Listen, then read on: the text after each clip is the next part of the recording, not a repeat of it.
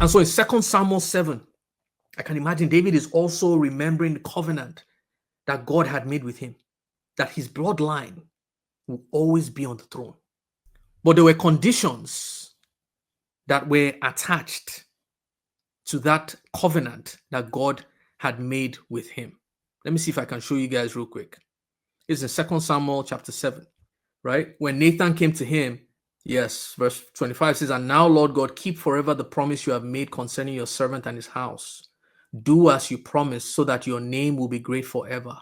Then people will say, the Lord Almighty is God over Israel, and the house of your servant David will be established in your sight." God had made David a promise that someone in your bloodline will always be on the throne, but he had put conditions on it. He said they have to follow me. They have to keep my commandments. And so David at this point, as he's drawing closer to his destination, I want you to think of this as a relay race. David has run his own leg, and now he's about to pass the baton to the next leg, Solomon, the one who would succeed him. And so I imagine David wants to ensure that the next leg is aware of the significance and the importance of the race that he's about to begin. And so now we go back to 1 Kings 2. David then calls Solomon, who again is approximately about 20 years old. He's young, he's inexperienced, but he has been crowned with national responsibility. When you think about it, his rise to the throne was fast-tracked because of a failed coup by his older brother Adonijah. And he knew that if not for David's pronouncement and authority, he wouldn't be king right now. In fact, in Solomon's mind, this was an act of sheer favor, luck, whatever you want to call it. In his mind, it's just like if dad hadn't stepped in, Adonijah would be king right now, and my mom and I would probably be treated as criminals. So the fact that I'm even on the throne is divine providence. So he gets a call. David wants to see you. Possible that it's even like David is about to go. He needs to speak with you. He's already feeling the pressure, the weight of responsibility being king.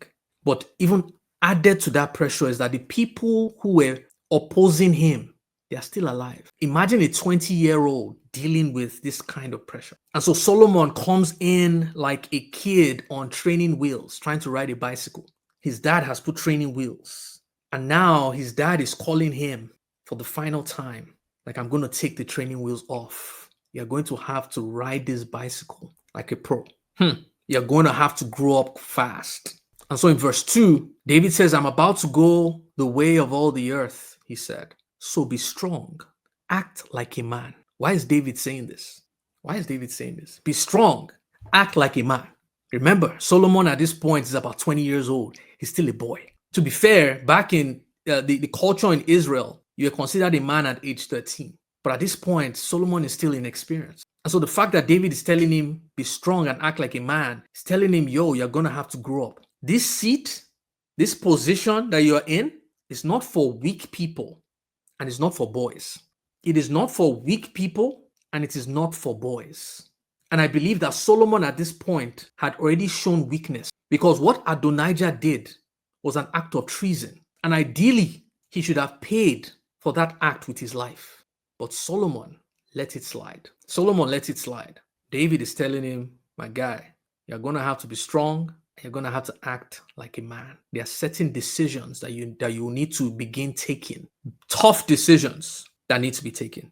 It's funny, when I became a Christian, there was an analogy that I heard from a preacher, and it stuck with me. He said he was at the safari one day in South Africa. And, I think the tour guide was mating season. And he saw that the male lions were fighting each other, because in the animal kingdom, the males usually have to fight for the right to mate. They fight for the right to reproduce. And so he said he just came to the realization that that was nature's way of ensuring that weak lions don't reproduce. If the male lions didn't have to fight, then it would give the opportunity for weak lions to reproduce after their kind. But the way the animal kingdom works, it's a hierarchy. Only the strong get to reproduce. And so it's the same thing that David is trying to do here. Is like, you need to be strong. Weak people do not stay on the throne. And remember, David, at this point, he had wanted to build a house, a temple for God. God said, you can't, your son has to. So David, even indirectly, is like, if this temple is going to be built, bro, you're going to have to become strong, because the people who were fighting for your throne are still alive. And the reason why you are here, I am about to leave. Trust me, they are going to be back. You're going to see what, like, they did come back. This is another reason why marriage is not for boys and girls. It's for men and women. If you're a boy, you're a girl, marriage is not for you. It's for the mature. And this is what is happening today, where weak lions are reproducing with strong lions, and they're producing weak marriages. If you begin to reproduce after your kind. So imagine a 20-year-old king hearing this from his father. I want you to think about this. Because Solomon, his idea of what it means to be strong and act like a man is coming from David. That has been his model growing up. So, like, David is telling him, you need to be strong and act like a man. His image of who a man is. And so it got me thinking, Solomon at this time, he doesn't have the luxury of time to begin to discover his own leadership path or leadership style. Is it possible that he just copied and pasted? Like, my idea of who a strong man is David. And this is part of the reason why we are starting Proverbs and Ecclesiastes, not in the book of Proverbs and Ecclesiastes, but in the books of Samuel and Kings, because I want us to try to find clues that will give us some insight into what made Solomon. What made Solomon make all the mistakes that he did, even though he had the wisdom from heaven? It was while I was studying this that I realized that Solomon must have gone through some serious spiritual warfare, even though he had uncommon wisdom from God. Because the wisdom he received from God was in constant battle with the wisdom he had inherited from David. When he would read the word, he would see in the law of Moses, one man, one woman. But that word will be challenged by what he experienced growing up, by what he saw his father doing, how his father had multiple wives, multiple concubines, many children. And so even though Solomon had the wisdom from God, the wisdom he inherited from David was also playing a part. It's like seeing a doctor that smokes. Even though they have the information and the understanding of what cigarettes do to the body, another script is running counter to what they know to be right. Solomon had seen his father grow up a certain way. He has seen David be strong in a certain way, act like a man in a certain way. And now David is the one telling him, be strong and act like a man. Like, what is my blueprint? He also says, and observe what the Lord your God requires. Walk in obedience to him and keep his decrees and commands, his laws and regulations as written in the law of Moses. I want you to think about this. This is why what you give people shouldn't be opinions, it should be principles, especially as parents. David was saying, I'm not going to give you opinions, I'm going to give you principles, I'm going to give you things that can't change. It says, observe what the Lord your God requires, walk in obedience to him, and keep his decrees and commands, his laws and regulations as written in the law of Moses. Do you realize? I had to go check. I'm like, the law of Moses, when was that? How long had passed between when God gave Moses the law versus now that Solomon is being told to obey the law? 480 years had passed, 12 generations. And David is saying, stick with what was given 480 years ago. Why? Because what was given then cannot change. This is what differentiates opinions from principles. Principles don't change. I've given this example before that this is what makes Amazon one of the companies that I believe is going to probably be around for a long time. Because I heard an interview that Jeff Bezos gave one time, and they were like, you know what, where do you see Amazon being in the next 10 years? With all the disruption that is happening,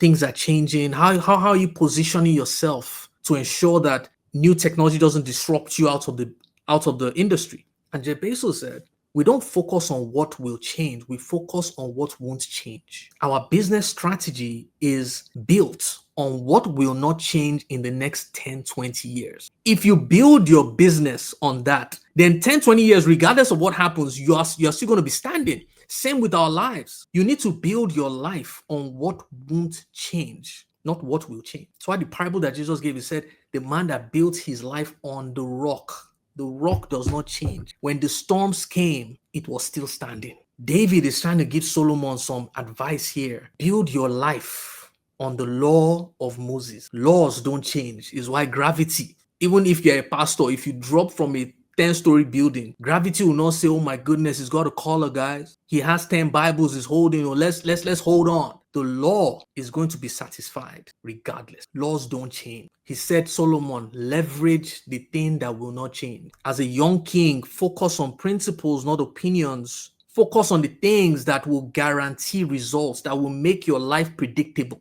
That's what laws do. Laws make things predictable. If I drop a key, it's going to fall 100 times out of 100. If you leverage your life on principles, your life is going to be predictable. You can tell people in the next, I may not be able to give you the time, but I can guarantee you that the results is going to happen. Now, check this. David now adds something that I found interesting. He said, do this so that you may prosper in all you do and wherever you go. Verse 4. And that the Lord may keep his promise to me. So David is not just sharing some cool insights with Solomon, like, hey, make sure you're a good king. David is telling him, the way you act in your role, your responsibility as king is tied to the legacy that God has promised this bloodline through me. He said, do this so that you may prosper in all you do and wherever you go, and the Lord may keep his promise to me. That if your descendants watch how they live, and if they walk faithfully before me with all their heart and soul, you will never fail to have a successor on the throne of Israel. In other words, Solomon, your decisions and your actions will have generational impact. Make sure you are leveraging the laws of Moses. This promise is not unconditional. There are conditions attached to it. So the way you live, the way you lead is going to have generational impact, Solomon. Now, at the beginning of this session, I said, I believe hidden in this chapter is the motivation for why Solomon wrote Proverbs. Is it possible that because of this promise, Solomon began to write Proverbs for his son? Who is saying that? When we go to the book of Proverbs, you'll see something very interesting that I'd never really understood until now. Verse 1 says, the Proverbs of Solomon, son of David, king of Israel. And then verse 8 says, listen, my son, to your father's instructions, and do not forsake your mother's teaching. When we go through the book of Proverbs, you see that Solomon is writing to what he terms my son. The laws of Moses were summarized laws, but based on the wisdom that God had given Solomon. He's like, now I'm able to show you how to apply these laws. This is what meditation does, guys. Like, I only got that this morning. Solomon packaged these wisdom nuggets to ensure that those who would read it after him would not repeat the same mistakes. Let me show you how to keep the law. Let me show you how, because that's what wisdom is. Knowledge is information. Understanding is revelation. Wisdom is application. Knowledge is the what. You're telling me what. Understanding is the why. Wisdom is how. Let me show you how the law works. And so you have to remember, David is on his dying bed right now. You know, when I was studying this, the picture that came to my mind back when I was in university, when we had contract lines, it's not like today where we just have unlimited minutes. Back then, you'd pay monthly for 200 minutes, 100 text messages. Now we just talk and it's all unlimited. But back then, so the picture that the Holy Spirit showed me was, imagine David is on a contract line right now. He has 200 minutes. He's on his last 5 minutes. How would you behave if you knew that you only had 5 minutes to speak? You would make sure that everything you are saying is like you are leaving the most important things to that time. And so these were David's last instructions to Solomon. And so the question that I had, the first 4 verses, I understand. He's trying to tell Solomon, make sure you live according to the laws of God. But I'm like, with your final 5 minutes, David, why is it that you chose to include verse 5 down to verse 9? Why is it that with your final minutes, this must have been very important to David, for him to spend the final breaths, the final minutes, final words of his entire life? David did not forget some people. He said, now you yourself know what Joab, son of Zeruiah, did to me, what he did to the 2 commanders of Israel's armies, Abner, son of Ner, and Amasa, son of Jether. He killed them, shedding their blood in peacetime as if in battle. And with that blood, he stained the belt around his waist and the sandals on his feet. Deal with him according to your wisdom, but do not let his gray head go down to the grave in peace. With David's last breath, he's like, justice needs to be served to this Joab guy. When we read David's story, it always, I'm baffled at how much David allowed Joab to get away with. Why didn't David administer justice in his time? Why is he waiting for Solomon to administer justice on his behalf? David did not forget. I had to study this because what David is referencing here that Joab did happened 40 years. When he killed Abner, son of Ner, actually it happened 33 years prior, because it was after he had ruled in Hebron for 7 years, and when they were about to get into Israel so that he would be king over the whole of Israel, that was when he killed Abner. So this is 33 years. David had held this thing that Joab did for 33 years. There was something Joab had on him, and obviously we know that killing Uriah was something that only a few people knew. Joab knew, Nathan knew. But it's like, why did David not treat his mess up immediately? It's like they had something on each other. But David only highlights these two moments. Why? I would have even expected that, Joab was part of the coup that just happened recently. Why didn't David reference that? David particularly references these two moments. It was dear to him. These two moments must have been very significant in his life. Thank you so much for watching. If you enjoyed this clip and you want to know how to hear from God using the Bible, I'd love to invite you to a live Bible study session that is happening every single day, Monday to Friday, 5 to 6 p.m. EST, where I show you how to not just read the Bible for information, but how to meditate on it for revelation, because revelation is the key to your transformation. Take care. Bye-bye.